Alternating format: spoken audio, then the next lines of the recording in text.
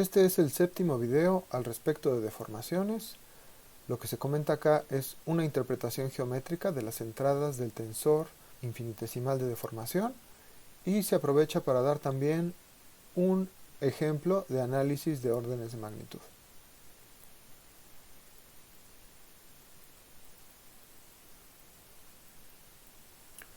Recordamos las definiciones que dimos al respecto del tensor de deformación de Cauchy y el tensor infinitesimal de deformación.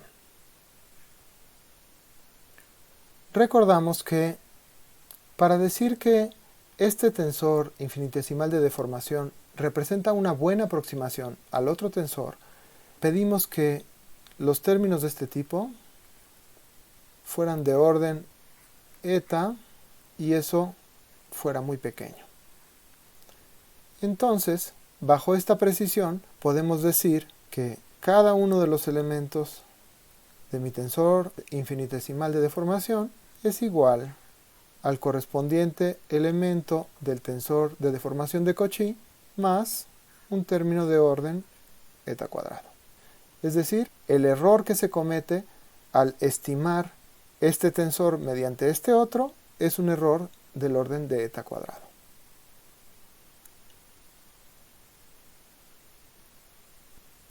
Ahora, para saber qué es lo que representan geométricamente los términos en la diagonal de nuestro tensor infinitesimal de deformación, volvamos a la ecuación que motivó la definición del tensor de deformación de Cauchy.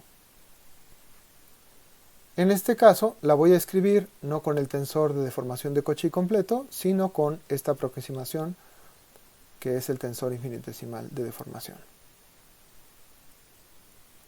Es decir, para ser estrictos, aquí le tendría que poner más términos de orden eta cuadrado, pero no se lo voy a poner.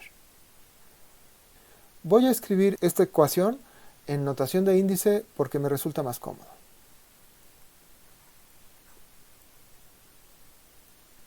Ahora, para encontrar una expresión que me diga esta interpretación geométrica que yo estoy buscando, voy a suponer que esta diferencial de longitud en la configuración de referencia está apuntando en dirección x1. Esto quiere decir que dx es igual a su magnitud multiplicado por el elemento de la base en dirección 1. Eso mismo lo puedo escribir como su magnitud por una delta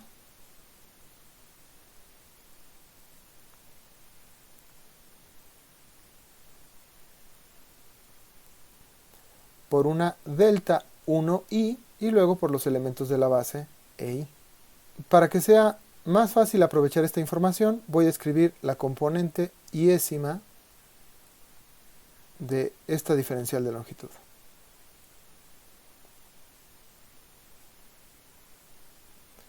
Y ahora sí, la sustituyo acá.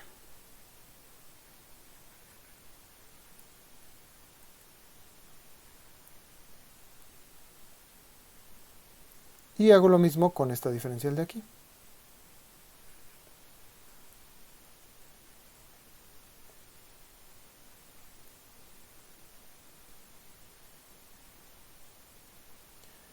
Entonces hago la operación entre esta ds y esta otra ds que está acá. Opero las deltas con este tensor de aquí. Y tengo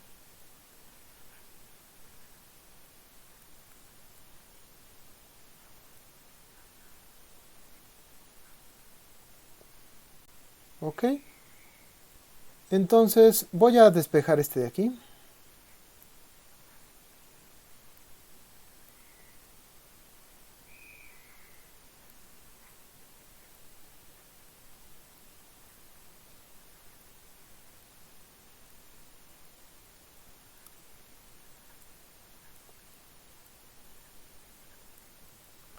Ahora voy a hacer un análisis de órdenes de magnitud que me parece una buena ilustración para desarrollos que después van a ser importantes. Entonces, lo que yo sé es que este es de orden eta. Repito un pedacito del esquema que hice la vez pasada.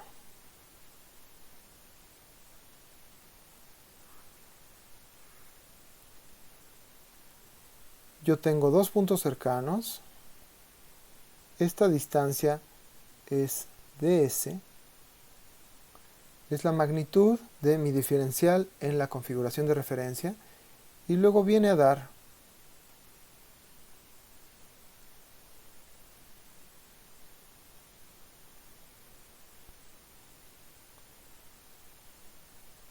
con una deformación igual en los dos casos, salvo que no es igual. Este queda un poquito más arriba. Entonces,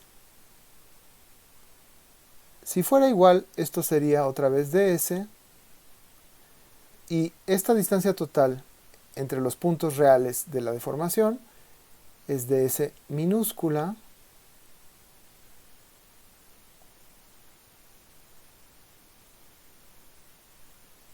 y este poquito que avanzó aquí es ds minúscula menos ds mayúscula.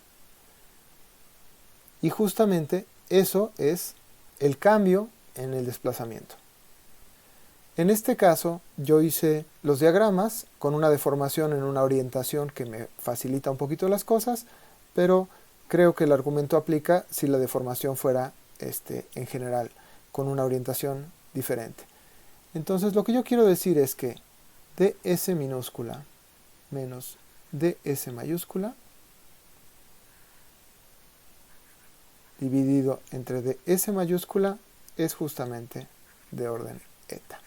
Es casi lo mismo que está acá, salvo que lo que tengo escrito aquí pues está en esta forma, por eso la discusión al respecto. Entonces, yo voy a escribir esta diferencia de cuadrados como este producto.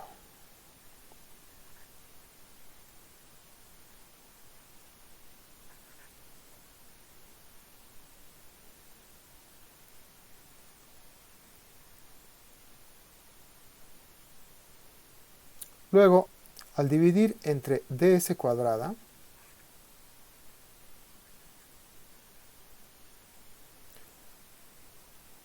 tengo una cosa muy cercana a lo que quiero.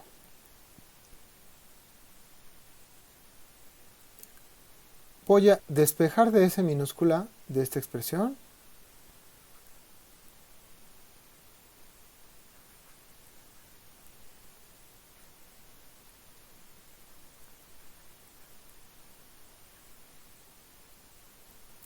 Y lo voy a sustituir aquí.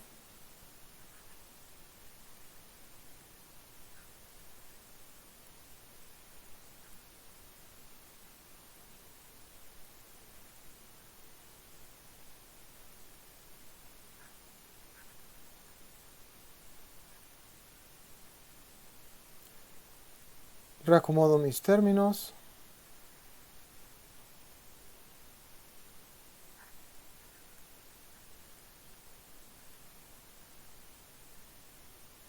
Y simplifico esta parte de aquí.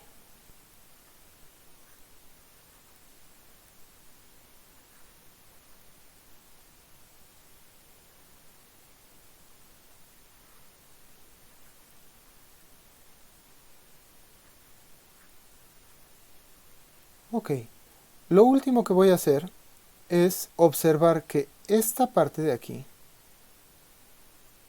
es de orden eta por la hipótesis que yo había planteado acá arriba. Es justo lo que está escrito aquí. Entonces, este producto de este con este es de orden eta cuadrado. Este término de acá es de orden eta otra vez. Y este de aquí es de orden eta cuadrado. Si este es un milésimo, entonces este será un millonésimo. Entonces, este término es más importante y puedo despreciar este otro de este lado. Entonces, lo que me queda es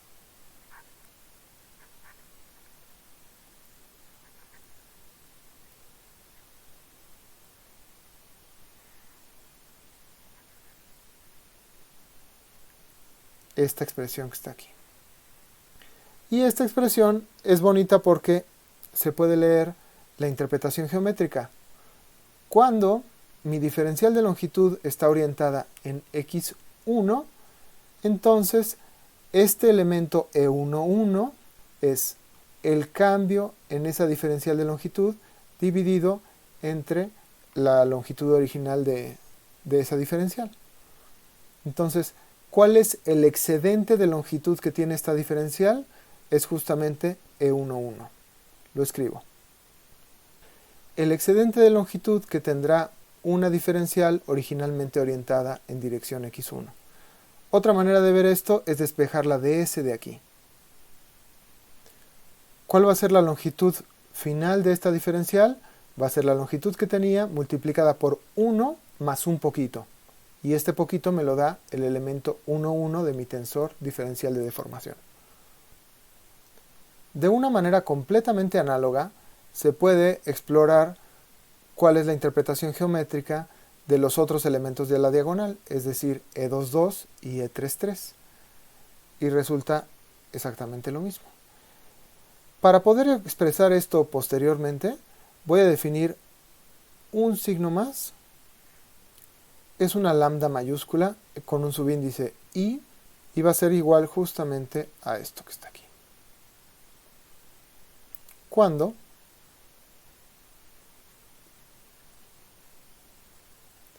dx apunta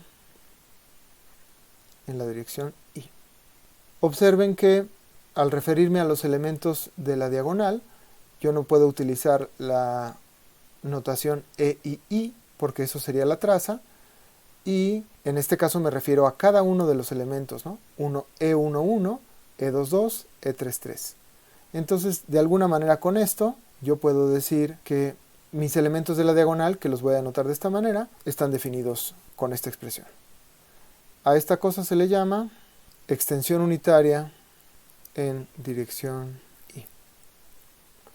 Ahora pasemos a ver la interpretación geométrica de los elementos fuera de la diagonal.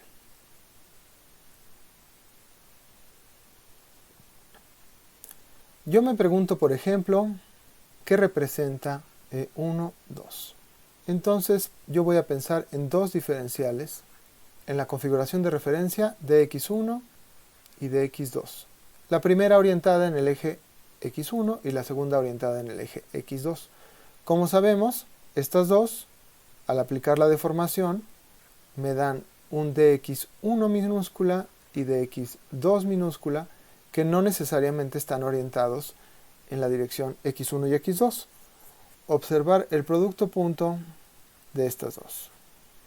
Y lo desarrollo con la regla de transformación que ya conocemos y hemos usado muchas veces.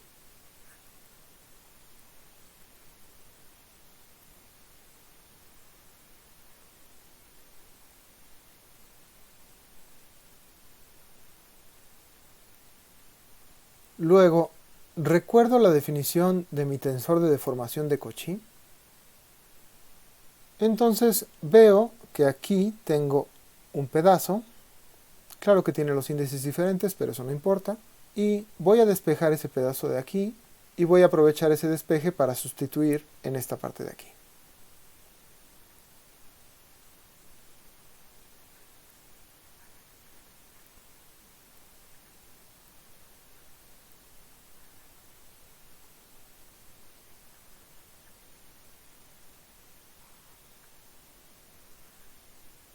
Ahora voy a utilizar algo que también utilicé arriba, que es la expresión de esta diferencial de longitud en dirección x1 de esta manera. Lo cual quiere decir que el jésimo elemento es una delta de Kronecker con índices 1j. Y de manera completamente análoga, como esta apunta en dirección E2, entonces se puede escribir de esta manera.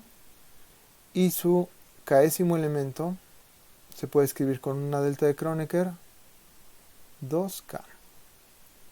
Entonces pongo eso aquí, factorizo de una vez esta de s cuadrada y me queda una delta de Kronecker 1j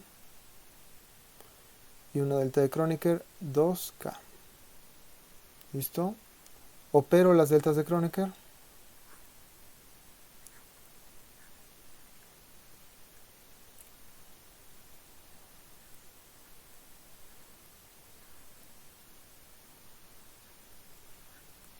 Una delta de Kronecker, esta de aquí, vale 0 cuando sus índices son diferentes. Entonces aquí me queda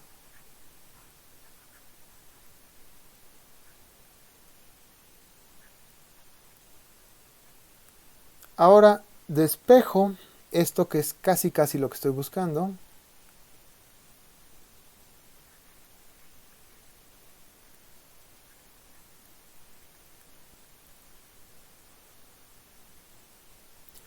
Y escribo este producto punto en términos de las magnitudes y de el coseno que forman esos dos vectores.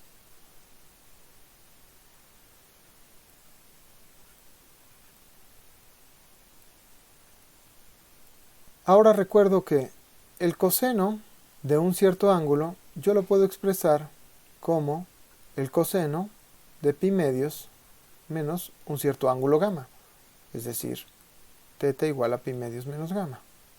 Y esa gamma cumple con la propiedad de que el coseno de θ es igual al seno de gamma. Entonces, escribamos este coseno como un seno de gamma. Hasta aquí lo que tengo es una interpretación geométrica de el elemento fuera de la diagonal de mi tensor de deformación de Cauchy. Lo que procede para obtener una interpretación geométrica de mi elemento fuera de la diagonal del tensor diferencial de deformación es hacer un análisis de orden de magnitud semejante a lo que hice antes. En este caso me parece que es un poquito más difícil y no lo voy a hacer, pero se ve más o menos por dónde va. Esta magnitud de la diferencial en el espacio deformado es parecida a la magnitud de la diferencial en la configuración de referencia. Y lo mismo esta de acá. Entonces este cociente que está aquí es parecido a 1. De manera formal tendríamos que encontrar que es 1 más un término de orden eta cuadrado. Por otra parte, si la deformación es moderada, este ángulo que está aquí, y lo voy a argumentar con un esquemita en un momento, va a ser un ángulo pequeño. Entonces, el seno de un ángulo pequeño nosotros sabemos que se puede aproximar por el ángulo mismo. Entonces, escribamos lo que podría obtenerse de un análisis de orden de magnitud formal al respecto de estos términos que están aquí.